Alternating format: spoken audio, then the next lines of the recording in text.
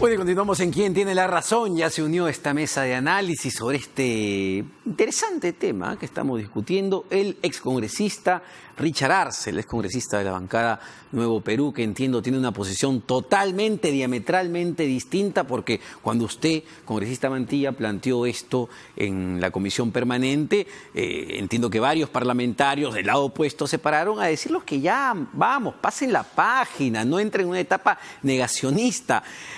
Proponer que se active la subcomisión de acusaciones constitucionales es no querer enfrentar la realidad, congresista Arce.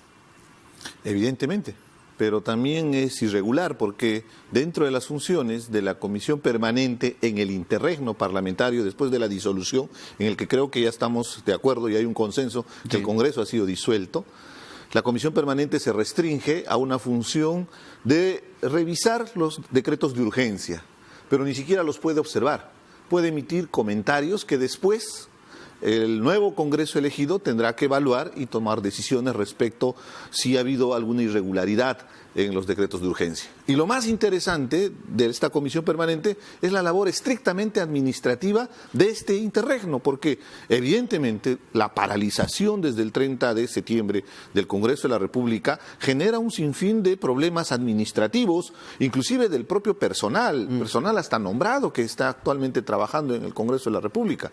Ahí la comisión permanente, presidida por el señor Olaechea como presidente de la comisión permanente, evidentemente tiene que buscar más bien cuáles son los trámites administrativos para facilitar este procedimiento. Sin y eso embargo, está establecido claramente en el artículo 135 de la Constitución. Hay un punto interesante que menciona el congresista Mantilla que se encuentra en el reglamento del Congreso y que lo comentó hace unos minutos, el artículo 42, que establece que la comisión permanente, incluso en este periodo de disolución del Parlamento, de interregno parlamentario, mantiene sus atribuciones que el Congreso le dio. ¿Es así? Hay una cuestión objetiva y elemental, por ejemplo. Hay una objeción de parte del ministro del Interior para que no ingresen los accesitarios, por ejemplo, y solo participen los miembros titulares. Respecto a la comisión permanente y cualquier otra comisión, está conformado por titulares y accesitarios. Debería más bien definir su posición el señor Olaechea para que se pueda esclarecer esa situación de la participación de los accesitarios y los titulares. ¿Qué han hecho el día de hoy? Han pasado una agenda donde se está viéndose la revisión de la subcomisión de acusaciones constitucionales como si estaríamos en plenas funciones. ¿Para qué quieren activar nuevamente la subcomisión de acusaciones constitucionales? ¿Para seguir blindando, como sucedió en el caso del señor Chávarri, del señor Inostroza, o de congresistas también presuntamente involucrados en investigaciones? Y lo único que requería de parte del Congreso es la habilitación. El Congreso no le iba a sancionar cuando el Congreso estaba en funciones. En un escenario de esta naturaleza, nosotros como congresistas, que todavía somos parte de la comisión permanente, ya se nos ha limitado nuestras funciones de ejercer fiscalización, de ejercer la labor de legislación, de ejercer la labor de control político. Se restringe estrictamente a una actividad administrativa para el funcionamiento del Congreso y la revisión de los decretos de urgencia. Simplemente para dejarle la pelota ahí, ¿no hay un afán efectivamente de, digamos, todavía el fujimorismo, el aprismo, Unión por la República, no Unión por la República del congresista Pedro Olaechea, de aferrarse a ese poquito de poder que todavía está ahí? Es que, bueno, yo lo entiendo a mi colega Richard Arce, él no lee el reglamento, lamentablemente. Yo le digo, mire, le voy a poner un ejemplo bien práctico. ¿Por qué es errónea esa interpretación de que la comisión permanente solamente está resumida a conocer la revisión de los decretos que emite el Ejecutivo? Error. ¿Qué pasaría si en este momento algún integrante de la comisión permanente comete un delito grave? ¿Quién lo va a procesar constitucionalmente en el Parlamento? ¿Quién? ¿Quedaría impune? Porque tenemos inmunidad. ¿Quién? Nadie. Miren lo que es el artículo 16 del reglamento, por eso le digo que lo lean. Los congresistas no pueden ser procesados ni presos sin previa autorización del Congreso o de la comisión permanente. O sea, solamente el Congreso o la comisión permanente autorizan que nos procesen. desde que son elegidos hasta un mes después de haber cesado en sus funciones, excepto por delito flagrante. O sea, si yo estoy manejando un vehículo, atropello a alguien, por ejemplo, ¿no? Claro. Flagrante, caso en el cual son puestos a disposición del Congreso o de la Comisión Permanente a más tardar dentro de las 24 horas. O sea, un integrante de la Comisión Permanente titular comete un delito bajo la tesis que manejan los amigos del Frente Amplio, Nuevo Perú y los que quieren restringir las atribuciones de la Comisión Permanente. No se le puede hacer absolutamente nada a esa persona, a ese titular. No se le puede hacer nada a un ministro que pueda cometer un delito flagrante. No se le puede hacer absolutamente nada. ¿Por qué? Porque simplemente no hay Congreso y porque la Comisión Permanente está resumida a conocer solamente la revisión de decretos. Es un error, o sea, es un error de interpretación que están haciendo. Entiendo cuál es la posición de que ellos quieren desaparecer el Congreso, porque el Congreso no ha desaparecido. Ellos manejan la teoría de que el Congreso desapareció. No, señor. Existe la Comisión Permanente que ejerce todas las funciones constitucionales como lo sea en el reglamento. Entonces, no podemos, ¿qué le digo?, interpretar restrictivamente las atribuciones que da la Constitución y el reglamento. Y le voy a citar al colega Richard Arce. En el derecho se manejan varios aforismos, inclusive reglas. Las leyes que otorgan atribuciones o otorgan derechos se interpretan siempre en forma extensiva y las que restringen derechos en forma restringida. Entonces, si la Constitución y el reglamento otorgan atribuciones que pueden estar meridianamente confusas, digamos, que no es el caso, que pueden estar meridianamente confusas, eso se debe interpretar en forma favorable a la atribución que puede ejercer, en este caso, la Comisión Permanente. Entonces, creo que con ese ejemplo ha sido bastante claro. Y más aún todavía, hay otro artículo, mire que hay varios artículos dispersos, específicamente el artículo 108 de la Constitución, donde señala de que en el supuesto de que el presidente de la República no promulgase una ley, que el Congreso la aprobó en su momento, ¿quién la publica? La publica en primera instancia el presidente del Congreso. Pero si el presidente del Congreso no lo hace, lo puede hacer también el de la Comisión Permanente. Así lo dice, mire lo que dice acá. En caso de no promulgación por el presidente de la República, la promulga el presidente del Congreso o el de la Comisión Permanente según corresponda. Y estamos viendo que la Comisión Permanente ejerce todas sus funciones constitucionales. Sin embargo, no es un error, congresista Mantilla, acudir a expertos, digamos, foráneos de fuera, que pueden ser, como le dije, muy válidos, lo que usted quiera, muy respetados, pero en todo caso quien tendría que dirimir esto, definir esto, es el Tribunal Constitucional, que es el máximo órgano de interpretación de la Constitución, y no un experto de parte. Mire, justamente conversábamos con el presidente, con el señor Lachea, hoy después de la sesión. Se está evaluando esa posibilidad. Como le digo, para mí, porque yo soy abogado, ¿no?, para mí el tema está perfectamente clarísimo. Yo no tengo ninguna duda de las funciones que debe ejercer la Comisión Permanente. No tengo ni una sola duda. Pero sus colegas tienen dudas, porque me imagino que les podría caer una denuncia por usurpación de funciones, como ya han advertido algunos colegas suyos. Por eso, justamente para clarificar ese tema, es bueno, yo creo que la decisión que se ha tomado por la mañana es saludable, que se haga una consulta externa de uno, o quizás dos, o quizás tres expertos en derecho constitucional y parlamentario también, para que absuelven este tipo de consultas y se clarifique, ¿no? Porque llegado el momento, si se le ocurre al señor presidente hacer denuncia tras denuncia, como lo ha hecho contra el señor Pedro Lachea, hay el respaldo, por lo menos de una opinión jurídica, de un especialista que por lo menos respalda la decisión que uno pueda tomar. Creo que es saludable. Ahora, hay una situación sobre la Comisión Permanente que no queda muy claro y que está en una zona gris, que es la actitud que asume el Ejecutivo respecto a la Comisión Permanente, limitando el ingreso al Parlamento a quienes el Ejecutivo, a través del Ministerio del Interior, decide que entren. O sea, ellos dicen, entran los titulares o entra el accesitario si no está el titular. Pero ¿quién decide quién ingresa al Parlamento? ¿No lo debe decidir efectivamente el presidente de la Comisión Permanente, por más que el Congreso se haya disuelto? ¿No es, digamos, una actitud un poco soberbia de parte del Ejecutivo? Si me permites, antes de responder, es importante resaltar, y me parece ecuánime, lo que está manifestando el congresista respecto a la posición que está asumiendo, entiendo, Fuerza Popular. No creo que sea solo su posición personal. Porque lo que hemos visto después de la disolución del Congreso ha sido un negacionismo total. O sea, inclusive llegaron al extremo de juramentar a la segunda vicepresidenta, la señora Mercedes Arauz. Después, en la anterior comisión permanente, en la comisión permanente, la posición fue de catarsis y se entiende, es un tema evidentemente emocional, o sea, eso no lo vamos a soslayar. He sido parte de ese Congreso de la República y sé lo que significa las afectaciones, inclusive con el propio personal. Pero no ve, qué no ve, bueno, ¿no ve pues, una especie de vacío ahí? Sí, pero O sea, permíteme cerrar la idea, porque ahora ya se está haciéndose un reconocimiento explícito en esta entrevista de la Comisión Permanente. Por ahí es donde debió haber empezado Pedro Laichea. El día que convocó a la Comisión Permanente era en el espacio de este interregno que nos permite justamente reclamar lo que está planteando el congresista respecto a esos vacíos, a esos puntos grises, para con responsabilidad frente al país, Omar. O sea, ya, volteemos esta página, seamos responsables, asumamos las consecuencias de nuestros actos.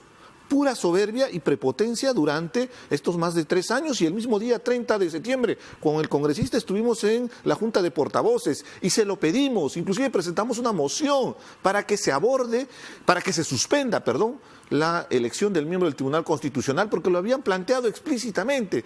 Personalmente me acerqué, están las imágenes, y le decía a Pedro Laichea que suspenda la sesión, que era lo objetivo y lo responsable frente a esa imposición de querer poner un miembro del Tribunal Constitucional a la fuerza. Las consecuencias son que el Congreso ha sido disuelto, se ha seguido un proceso constitucional establecido en la Constitución, y en este momento lo que debería hacer justamente es eso: el presidente de la Comisión Permanente restringirse a su función. Y ahí sí yo también quiero ser muy objetivo. Yo exhortaría al presidente de la República, al ministro del Interior, que deje trabajar a la Comisión Permanente. Así se convoque a un pleno, por ejemplo, algo tirado de los cabellos, que ya no significa. No tiene ningún fundamento legal, no tiene ningún sustento.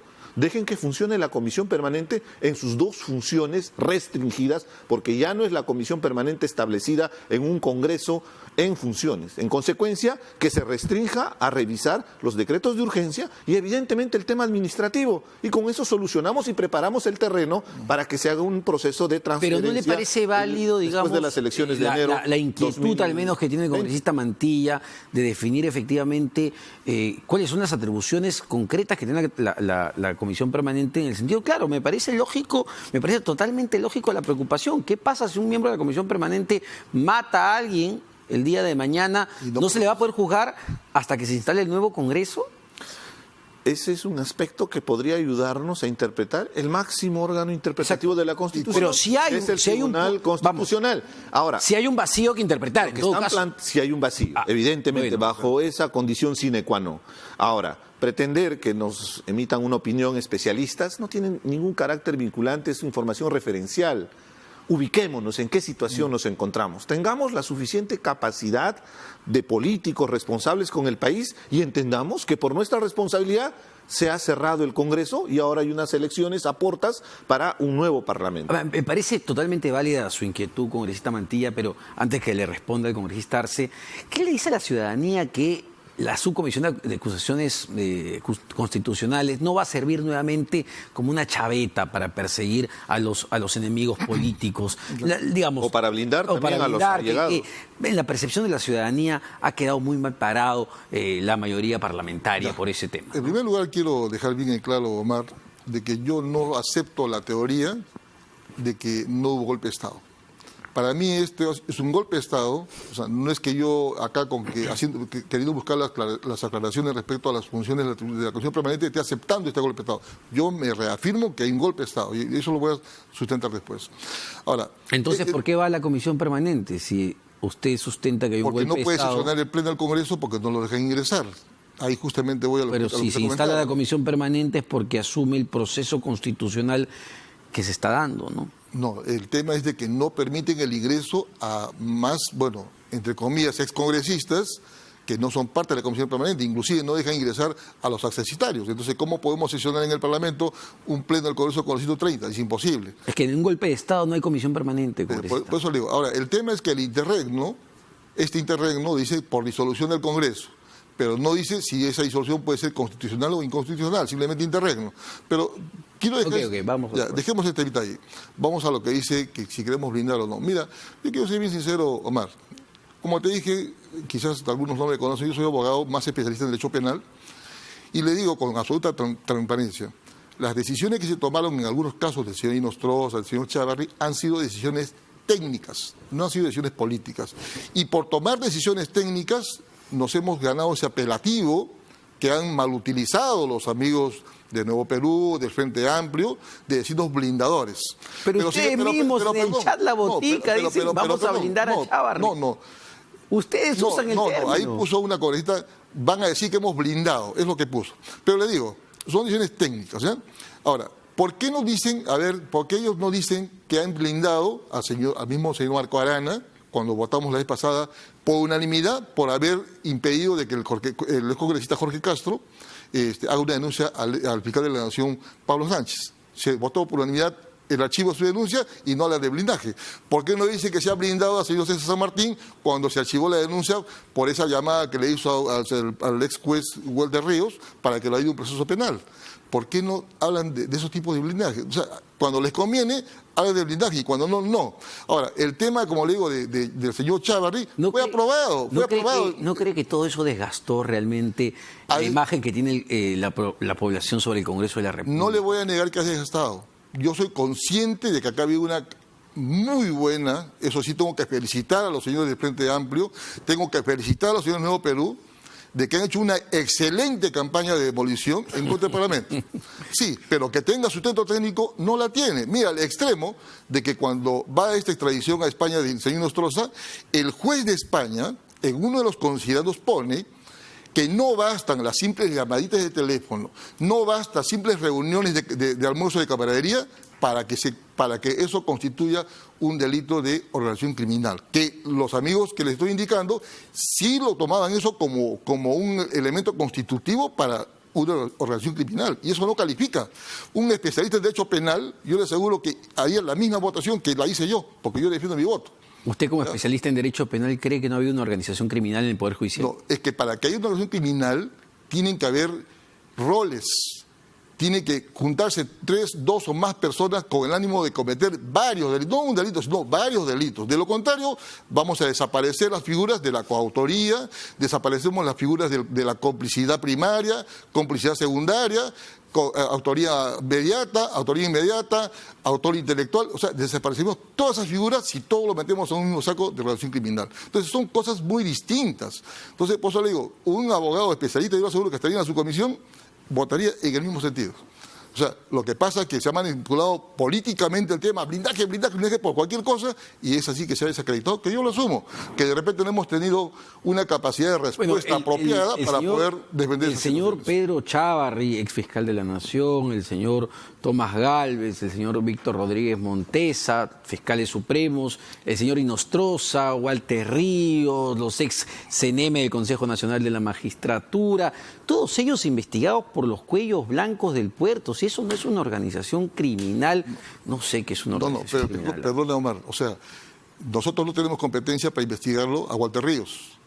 No tenemos para investigar a jueces de superiores o de primera instancia, solo a supremos, titulares, ¿no?